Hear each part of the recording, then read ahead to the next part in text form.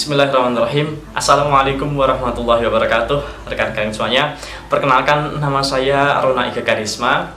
Dan alhamdulillah beberapa waktu yang lalu saya memesan buku Kaum Rebahan Beri Perubahan yang ditulis oleh Muhammad Atiyatul Muqtadir atau Kak Fatur.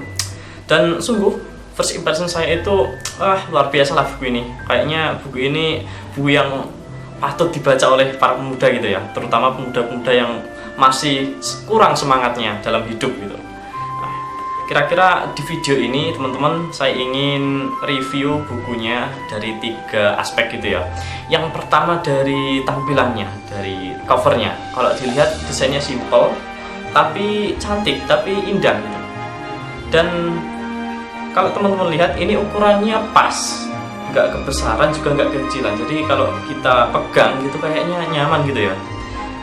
Dan untuk tulisan-tulisannya di dalam ini, kalau teman-teman lihat, kalau penasaran beli aja. Itu paragrafnya itu disusun, nah seperti ini, kayak sajak puisi. Jadi eye-catching gitu. Kalau dibaca oleh mata itu nggak bikin bosan. Terus nanti kalau teman-teman penasaran beli aja gitu. Nah, oke, itu yang pertama. Dari covernya indah, dari eksternalnya itu sudah kelihatan luar biasa gitu ya.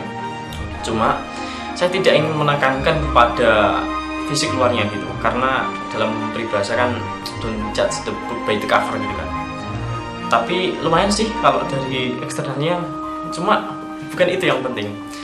Oke, kita lanjut nomor 2. Yang nomor 2-nya ini adalah karakteristik penulis atau psikologis gitu ya saat menulis gitu. Kita lihat bahwa penulis ini adalah ketua BEM UGM atau Prisma UGM dan telah memiliki pengalaman yang luar biasa banyak dan luar biasa hebatnya juga, baik di nasional maupun internasional. Kita tahu bahwa Kak Fatur itu kan memang sosok yang inspiratif kan. Dilihat dari karakternya itu cerdas, terus juga soleh, terus juga sama orang-orang itu sangat bisa mengayomi gitu ya. Pokoknya positif-positif lah. Yang negatifnya saya nggak tahu. Tapi insya Allah bisa kita teladani gitu ya. Oke.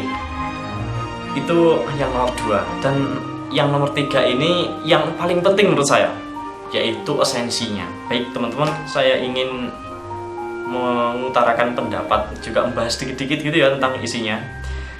Buku ini diawali dengan pembukaan. Jadi di pembukaan ini mengenalkan kaum rebahan itu seperti apa sih gitu ya. Bagi teman-teman yang sekiranya sudah merasa tersindir, dengarkan ini.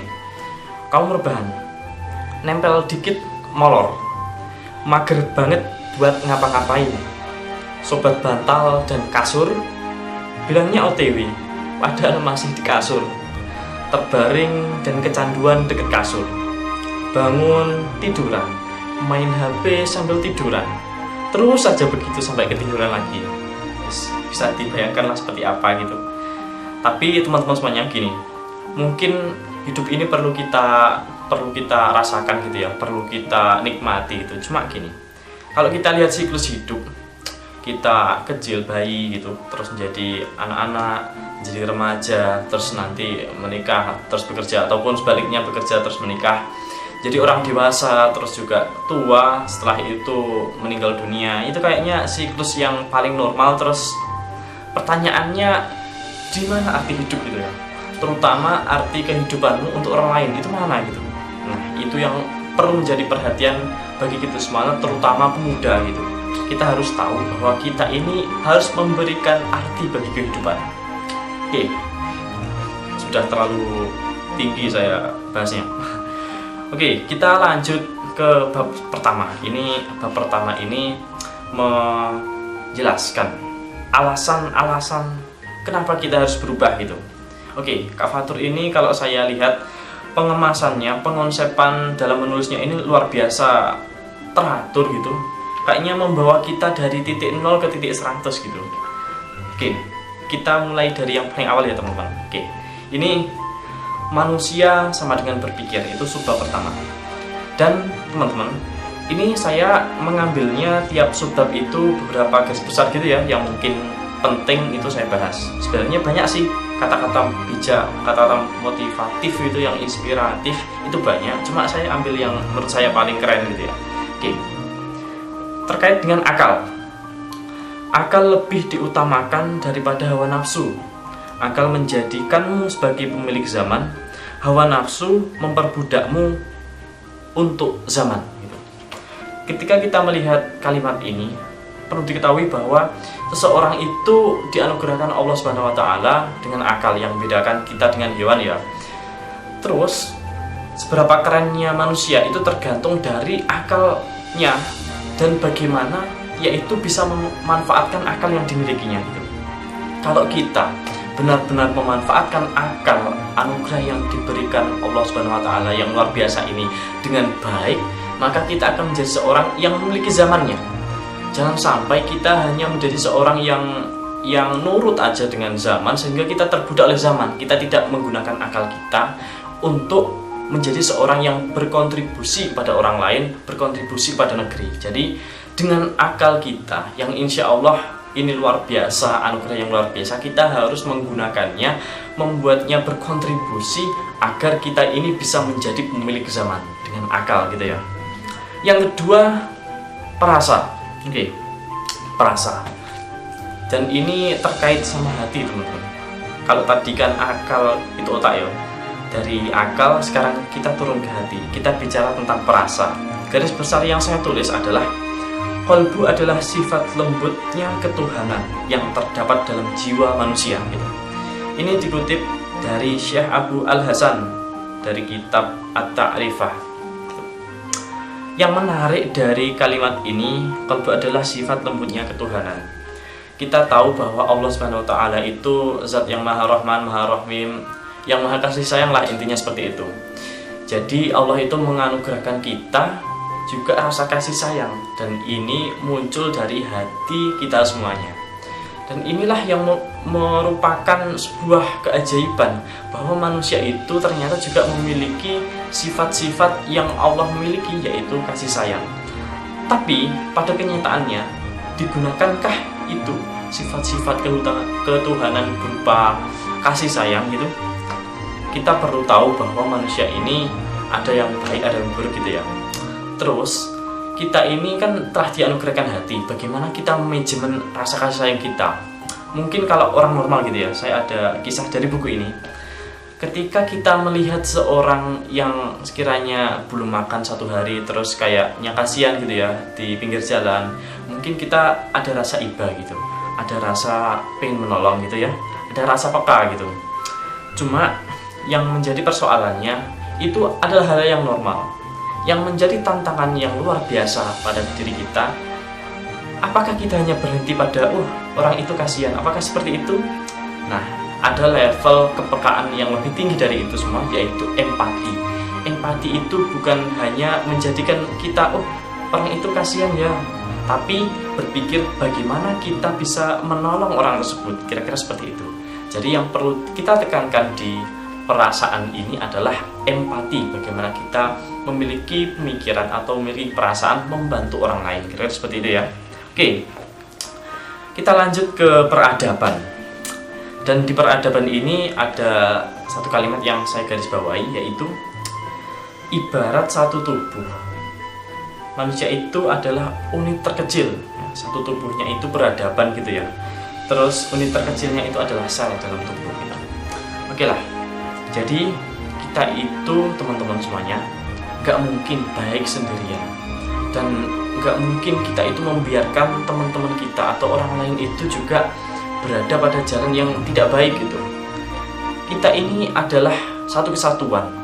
Kalau ada satu yang tidak baik, ada satu yang sakit gitu dalam selnya, maka akan berpengaruh pada sel yang lain. Oleh karena itu merupakan sebuah kewajiban bagi kita semuanya yang mungkin sudah sadar terlebih dahulu gitu ya, itu mengajak orang-orang yang lain atau teman-teman yang lain itu juga sadar agar sel-sel yang ada dalam tubuh ini baik semua. Terus teman-teman itu merupakan tanggung jawab kita dan kita harus berusaha. Dan mungkin saya juga mengapresiasi teman-teman yang sudah berusaha gitu ya. Dan ada pengalaman yang mungkin juga pernah teman alami ketika mengajak orang lain pada kebaikan. Mungkin gini, kalau kita mengajak orang lain menjadi baik gitu ya, samanya ada orang yang suka suka minum minuman keras, terus juga menggunakan narkoba, atau mungkin diajak untuk beribadah sulit, mungkin jawabannya gini, kenapa sih kok kamu ngajak-ngajak aku, kok kamu nasihatin aku, ini hidupku sendiri, kalau seumpamanya saya mendapat keburukan, ya kan urusanku, bukan urusanmu gitu ya. Nah, mungkin ada yang berpikir seperti itu. Jadi berilah pemahaman dengan lembut, dengan mau'idatul hasanah, bahwa kita ini nggak bisa loh terlepas dari suatu kesatuan. Kalau kita ini ya satu kesatuan yang menjadikan kita ini satu peradaban. Satu aja orang yang itu tidak baik gitu ya, maka akan mempengaruhi yang lain.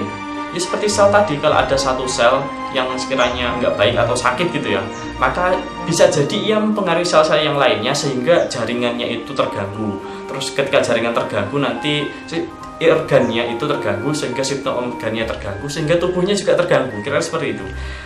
Untuk itu, mari pejuang-pejuang kebaikan, kita sama-sama mengajak orang-orang yang mungkin perlu uluran tangan kebaikan kita, sehingga mereka semuanya bisa ke jalan yang baik. Oke. Lanjut ke bagian tumbuhan bangsa. Di tumbuhan bangsa ini ada 2 poin yang saya catat, yaitu jika ingin melihat masa depan suatu bangsa, maka lihat keadaan pemudanya hari ini, dari Dr. Yusuf Al-Qaradawi. Seperti yang saya singgung di bagian peradaban tadi, bahwa emang suatu zaman, suatu peradaban gitu ya, itu ditentukan dari pemudanya. Nah, oh iya, kalau sini suatu bangsa ya, suatu bangsa itu ditentukan pemudanya. Kalau ingin melihat gimana nasib bangsa nantinya, lihat aja pemudanya gitu. Nah, ini yang perlu menjadi konsen kita, bahwa kita ini nggak bisa loh membiarkan Indonesia, negeri kita atau bangsa kita ini menjadi bangsa yang kalah dengan bangsa-bangsa yang lainnya. Kalau kita masih saja bermalas-malasan, bagaimana nantinya kita bisa menjadi bangsa yang maju, menjadi bangsa yang luar biasa? Nah, kita perlu upgrade diri kita agar kita ini menjadi pemuda yang keren gitu, menjadi pemuda-pemuda Indonesia yang mampu mengantarkannya menuju macan Asia, bahkan juga menuju negara luar biasa di dunia. Dan itu perlu kita lakukan sejak generasi kita. Perlu kita bina teman-teman kita agar peradaban kita, agar generasi kita ini bisa menjadi generasi yang baik sehingga berpengaruh di masa depannya gitu. Baik, yang kedua itu ada suatu analogi yang menurut saya keren gitu. Ini tentang tumbuhan bangsa ya. Ini tentang pemudanya juga. Ada analogi gini. Mau jadi gelembung atau gelombang gitu. Dua benda ini ya beda sekali lah. Kalau dalam kalimatnya katanya mungkin agak ada bedanya dikit gitu ya, gelembung, gelombang gitu. Cuma dalam suatu bendanya gitu, itu beda banget gitu. Kita tahu bahwa gelembung itu kan suatu yang tipis, ditiup dikit gitu sudah minggir jauh gitu. Terus juga disentuh dikit gampang pecah. Beda dengan gelombang. Gelombang itu kuat gitu, bersatu. Apapun yang dilewatinya bakal terlibas gitu. Pokoknya berpengaruh luar biasa lah yang namanya gelombang itu. Kira-kira kita kalau bertanya pada diri kita sendiri, kita ini pengennya dulu ya, pengennya jadi gelembung atau gelombang. 100% pemuda yang normal itu bakal jawab pengen jadi gelombang. Itu yang normal ya. Saya bicara yang normal. Tapi kita lihat kenyataannya. Apakah emang 100% itu kita menjadi seorang yang menginginkan menjadi gelombang gitu? Kalau kita lihat kenyataannya ya teman-teman, saya nggak mau ngarang tentang data-data, cuma ini kita cerminkan diri kita sendiri. Kira-kira kita sudah terlihat seperti gelombang atau gelembung gitu? Jangan-jangan kita itu gelembung, ada masalah dikit kita sudah putus asa, ada masalah tentang cintaan gitu kita sudah galau, terus yang lain-lain lah. Kita lihat saja di media sosial, banyakkah pemuda-pemuda itu yang galau? Terus juga karena hal-hal yang sepele, yang mungkin yang kekanak-kanakan itu sudah hancur harapannya. Banyakkah hal yang seperti itu gitu? Tapi mungkin saya doakan semoga itu sedikit demi sedikit berkurang lah. Saya ingin pemuda-pemuda itu ketika mungkin ya itu ada masalah, ya bangkit gitu. yang diupload di status-statusnya itu bukan status-status galau, tapi status-status yang visioner, status-status yang menerangkan tentang cita-citanya, saya nanti bakal begini gitu. Juga status-status yang menampakkan prestasi-prestasinya, wah itu luar biasa. Itulah ciri-ciri pemuda yang menyandang sebagai karakteristik gelombang, bukan gelembung gitu, bukan disentuh dikit gampang pecah gitu ya. Oke, itu tentang tumbuhan bangsa. Jadi kalau kita sadar bahwa kita ini nggak boleh bermalas-malasan, nggak boleh jadi pemuda yang ecek-ecek, karena kita menentukan nasib bangsa kita. Jadilah pemuda yang keren, jangan jadi pemuda yang lepek. Yang selanjutnya yaitu bagian subbab manusia, yaitu tanggung jawab dunia akhirat. Wah, ini sudah tingkatnya melangit ini kalau sudah bicara dunia akhirat gitu ya. Ini garis besar yang saya tulis adalah dari Ibnu Umar radhiyallahu anhu. Rasulullah shallallahu alaihi wasallam bersabda, setiap orang adalah pemimpin dan diminta pertanggungjawaban atas kepemimpinannya. Ini hadis yang populer dan mungkin teman-teman sering banget dengar hadis ini gitu ya. Bahwa memang setiap orang itu pemimpin, minimal pemimpin untuk diri sendiri. Dan dimintai pertanggungjawaban tuh atas apa yang telah kita pimpin. Kalau diri sendiri berarti mintai pertanggungjawaban. Kita telah melakukan apa saja gitu untuk diri kita sendiri. Kalau kita seumpamanya jadi kepala keluarga gitu ya, berarti menjadi tanggung jawabnya keluarga-keluarga itu yang akan kita berikan pada Allah, bahwa saya telah memimpin seperti ini pada keluarga. Juga kalau kita mungkin memimpin suatu organisasi, memimpin suatu negeri gitu, dimintai pertanggungjawaban atas apa yang telah kita pimpin. Dan itu pasti, bahwa pertanggungjawaban itu pasti.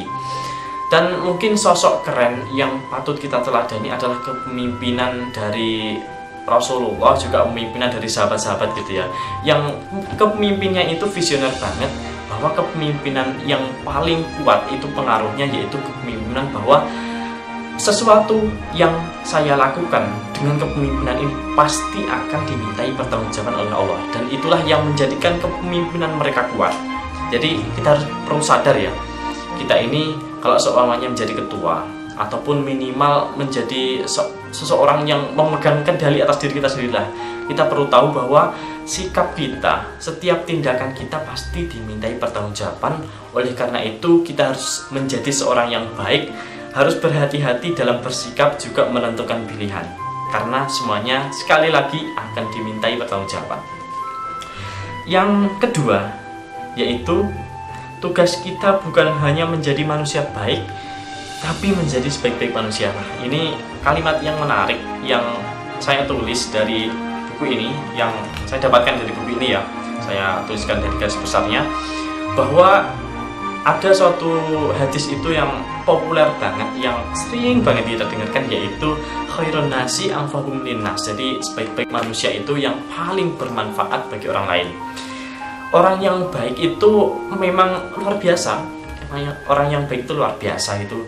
Kalau soalnya ada orang yang kesusahan menolong gitu ya, itu orang yang baik. Terus juga tindak tanduknya itu sopan gitu, itu orang yang baik. Cuma ada orang yang lebih keren lagi, lebih luar biasa lagi, yaitu sebaik-baik manusia. Siapakah itu? Yaitu orang yang paling bermanfaat bagi orang lain. Ini dapat kita artikan bahwa kehidupan di dunia ini adalah kehidupan berlomba-lomba dalam kebaikan, dalam menolong orang, dalam berbuat baik. Kita harus berlomba-lomba. Jangan sampai kalau kita berbuat kebaikan, saya hari ini sudah berbuat kebaikan, jangan sampai situ. Kita harus terus mencari kebaikan itu, menebarkannya, sehingga kita menjadi sebaik-baik manusia. Karena menjadi orang baik itu nggak cukup. Jadi kalau menjadi orang baik itu nggak cukup, kita harus maksimalnya menjadi sebaik-baik orang, sebaik-baik manusia. Sesuai yang ditulis dalam buku ini, luar biasa emang kalimat-kalimatnya. Nah, seperti itu, tugas kita bukan hanya menjadi manusia baik, tapi menjadi sebaik-baik manusia. Kira-kira seperti itu. Dan itu ada di bab pertama, teman-teman, alasan kenapa kita harus berubah. Jadi alasan-alasan itu harus kita pahami, karena kita seorang pemuda harus paham bahwa kita pemuda nggak hanya pemuda-pemuda ecek-ecek, tapi pemuda yang keren, pemuda yang bakal membawa bangsa, agama, dan juga diri kita sendiri menjadi seorang yang baik dan bermanfaat dunia akhirat, kira-kira seperti itu.